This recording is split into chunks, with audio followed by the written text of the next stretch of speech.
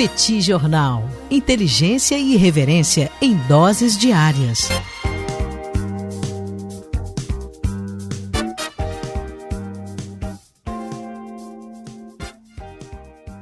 Olá, gente. Bem-vindos, bem-vindas ao Petit Jornal. Esse é o Petit Invest número 78.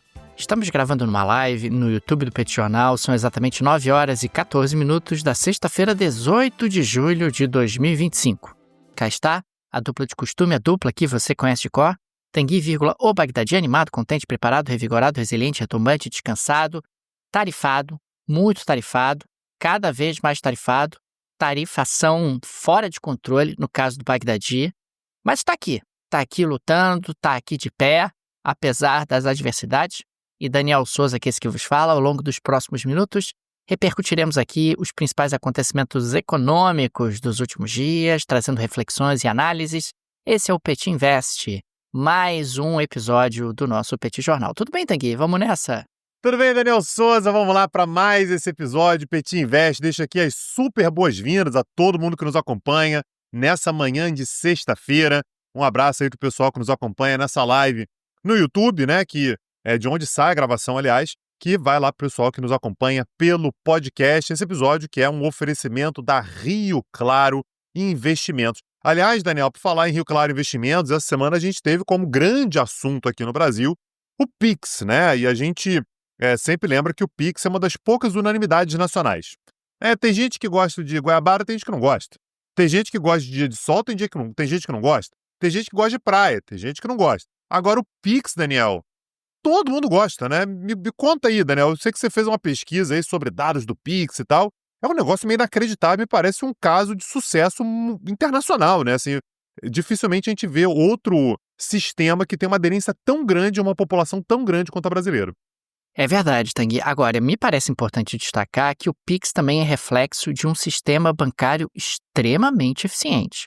O Brasil tem um sistema de pagamentos muito desenvolvido, muito seguro. O Brasil é uma referência internacional e não é de hoje no que diz respeito à solidez do seu sistema bancário.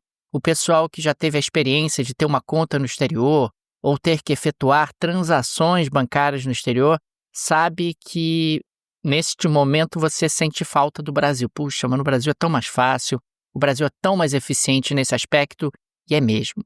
O Pix, que todo mundo conhece, um sistema de pagamentos instantâneo e sem qualquer tipo de custo para os usuários. Você tem ali um custo para o Banco Central, né? O custo é absorvido pelo Banco Central, você está falando de algumas dezenas de milhões de reais por ano que o Banco Central acaba utilizando para a manutenção desse sistema, mas os usuários acabam não tendo qualquer tipo de custo, o que facilita muito a bancarização, facilita muito a ampliação das atividades econômicas em geral.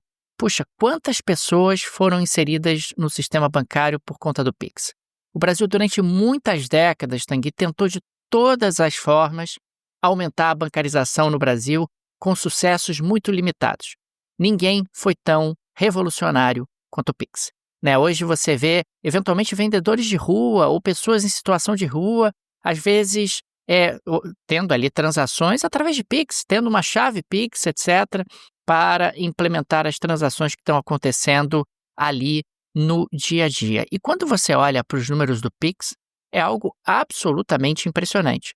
A gente está falando de um sistema que tem aproximadamente 176 milhões de usuários. Nós tivemos, inclusive, recentemente, no início de junho, um novo recorde de utilização do Pix.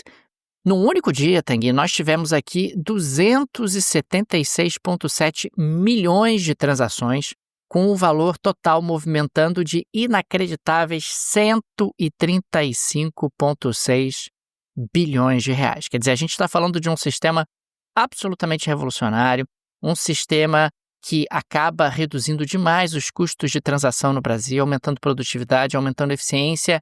E, claro, isso tem incomodado sistemas de pagamento, principalmente dos Estados Unidos. Afinal, quando você realiza as suas transações através do cartão de crédito, o cartão de crédito morde ali um percentual. É um negócio extremamente rentável. Mas no Brasil, nós começamos a ter Pix parcelado, começamos a ter Pix pré-datado, começamos a ter uma série de inovações que podem, inclusive, substituir em maior ou menor grau os meios de pagamento tradicionais. E também a gente tem as Big Techs, que eventualmente têm ali os seus sistemas de pagamento próprios, que acabam sendo contornados através do Pix. É algo que incomoda os Estados Unidos dentro dos interesses econômicos que os americanos acabam tendo. Sem dúvida, o Pix acaba emergindo como um ponto de rusga dentro deste momento das relações entre Brasil e Estados Unidos. Agora, Daniel, eu queria pegar só o contexto no qual o Pix ele volta para a pauta. A gente teve Donald Trump na semana passada anunciando que tarifaria o Brasil em 50% e dando algumas justificativas. E aí, eu quero citar duas justificativas. A primeira delas ele falou do Bolsonaro. Bolsonaro está sendo injustamente investigado. Aliás, hoje a gente teve mais repercussões, teve busca e apreensão na casa do Bolsonaro e tal, que me parece que também é uma decorrência dessa movimentação internacional que nós temos. E aí, depois, quando ele vai justificar tecnicamente, o Trump vai justificar tecnicamente a investigação, ele fala sobre o Pix. Qual é o meu ponto aqui, Daniel? Falar sobre o Pix no Brasil é uma coisa, talvez seja uma das coisas mais impopulares que ele poderia fazer. Eu comecei o episódio falando sobre isso. O Pix é uma unanimidade absoluta no Brasil. Todo mundo não apenas gosta do Pix, como usa o Pix cotidianamente. É importante lembrar, Daniel, o Brasil é um país que tem uma população de pouco mais de 200 milhões de habitantes. Quando você fala que 176 milhões de pessoas usam o Pix, é porque o Pix faz parte da rotina de todo mundo.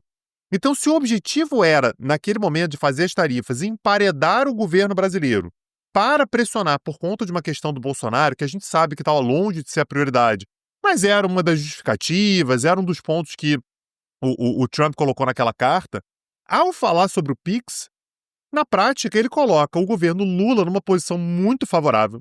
É muito fácil, Daniel. Tornou-se muito fácil para o governo dizer, olha, eu estou resistindo aqui porque o cara está querendo acabar com o Pix, o cara está querendo taxar o Pix. E você coloca o Bolsonaro numa situação muito difícil, né? O Bolsonaro acaba ficando como alguém que faz parte do grupo internacional, sabe, sei lá o quê, que quer dificultar o Pix, porque o Pix compete com o Visa. O brasileiro médio, meu amigo, não interessa se ele votou no PT ou se ele votou no Bolsonaro, se ele anulou voto, não interessa. Esse cara, ele prefere ter a opção do Pix do que continuar usando o Visa ou Mastercard, que são empresas americanas, né? Me parece que, politicamente, isso é um presente para o governo brasileiro. É um presente até porque houve uma certa inversão, né? O Bolsonaro gostava de dizer, o Pix foi lançado no meu governo, embora o desenvolvimento desse sistema tenha começado antes, tenha começado no governo do Michel Temer. Aí, num determinado momento, havia ali uma colocação, não, porque o governo Lula quer taxar o Pix, quer tarifar o Pix, etc. Quando o Trump entra na jogada, na prática, ele tira o Pix das mãos do Bolsonaro e coloca nas mãos do governo do presidente Lula. É um presente, como você muito bem colocou, porque o Pix é uma temática sensível no Brasil, popular, eu acho que poucas coisas são tão populares, né? Você até brincava há pouco dizendo, puxa, o Pix une o país. É verdade, né? Você não tem ninguém que seja contra o Pix. Eu não gosto do Pix. Eu quero que o Pix seja taxado, tarifado, etc. Para as empresas é bom, porque você acaba tendo mais uma opção de pagamento instantâneo. Aliás, tem muitas empresas que oferecem desconto para quem paga no Pix, justamente porque os custos de transação acabam sendo menores. Você tem consumidores que adoram o Pix e que podem utilizar o Pix no seu dia a dia, até nas despesas mais baratas. Quer dizer, você pode fazer Pix de valores muito pequenos, você pode fazer Pix de centavos, se você quiser, Tanguy. Não tem nenhum tipo de restrição nesse sentido. E o Pix no Brasil fez com que boa parte também do meio circulante desaparecesse. Tem muita gente, eu inclusive, que passo semanas sem tocar numa nota. E, em parte, isso acaba sendo reflexo justamente da revolução que o Pix representa no Brasil. Bancarizar pessoas não é pouca coisa. Bancarizar pessoas significa que essas pessoas passam a ter acesso a crédito, significa que essas pessoas passam a ter acesso a transações no seu dia a dia, transações financeiras, e elas acabam sendo incluídas na atividade econômica de maneira mais profunda. Portanto, o Pix acaba sendo algo que consolida e o Brasil na vanguarda do sistema financeiro internacional no que diz respeito à sua capacidade de organização desse sistema financeiro, a eficiência desse sistema financeiro e a sua segurança. E outra coisa importante também, Daniel, eu quero voltar para aquela justificativa que o Trump, que o governo Trump apresentou essa semana para colocar o Brasil na chamada Seção 301. Só para a gente lembrar o que é a Seção 301, a Seção 301 ela é a Seção 301 da Lei de Comércio dos Estados Unidos, que é de 1974, e que tem como máxima, Daniel, aquela ideia de free trade for free traders, ou seja, os Estados Unidos vão ter livre comércio com quem faz livre comércio com os Estados Unidos. Na prática, é como se fosse uma espécie de lei de reciprocidade, que foi tão debatida aqui no Brasil também. Então, se alguém impõe dificuldades para transações americanas, esse país também vai ter dificuldades para transacionar com os Estados Unidos. Então, o Brasil ele chegou a estar incluído na Seção 301, ser investigado na Seção 301, entre o início da década de 80 e o início da década de 90. Foram 10 anos na Seção 301. O Brasil conhece bem quais são as agruras de você fazer parte dessa Seção 301. Então, o Trump, essa semana agora, ele foi justificar por que o Brasil tinha que ser investigado. A investigação, de fato, começou, e isso pode justificar, de fato, os 50% de tarifação sobre o Brasil. A questão, Daniel, é que ele colocou vários pontos. Colocar o Pix ali faz com que a gente nem lembre direito quais são os outros. Então lembra, ele falou da 25 de março, ele falou da propriedade privada, propriedade intelectual, falou de etanol e tal, mas quando você fala sobre o Pix, isso gera uma tal defesa por parte da sociedade brasileira que fica até difícil você fazer modificações nas partes que o Brasil eventualmente poderia querer fazer uma concessão. Não, vou ceder isso aqui para ver se ameniza um pouco a situação e tal. Na hora que você coloca o Pix, Daniel, o próprio governo brasileiro ele fica muito confortável de simplesmente não fazer nenhuma concessão. Não preciso fazer concessão, meu amigo. É muito fácil você defender que você vai resistir, inclusive, a essa investigação. Se tornou uma pauta nacionalista, que é uma coisa que no Brasil não é exatamente difundida, Daniel? Um nacionalismo. Eu sei que tem muita gente que se diz patriota, mas mesmo os patriotas amam a bandeira dos Estados Unidos, Quando você fala sobre uma pauta como essa, você meio que une o país e até a pauta de etanol ou propriedade intelectual, ela fica em segundo plano. O Brasil não precisa fazer concessão nenhuma, porque o Pix meio que blindou a discussão toda.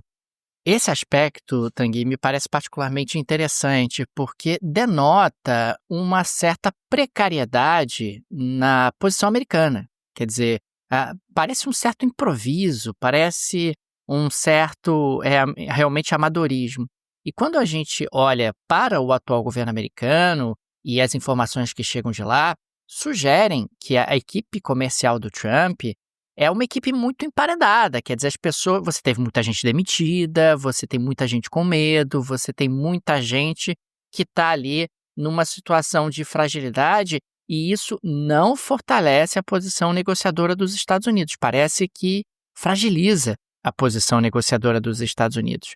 Quando você vai entrar numa negociação comercial com outro país, você precisa estar bem municiado de informações, você precisa ter uma estratégia. E essa investigação parece, às vezes, um copia e cola. Gente, oi, preciso de ideias para colocar aqui na investigação. O que incomoda no Brasil aí?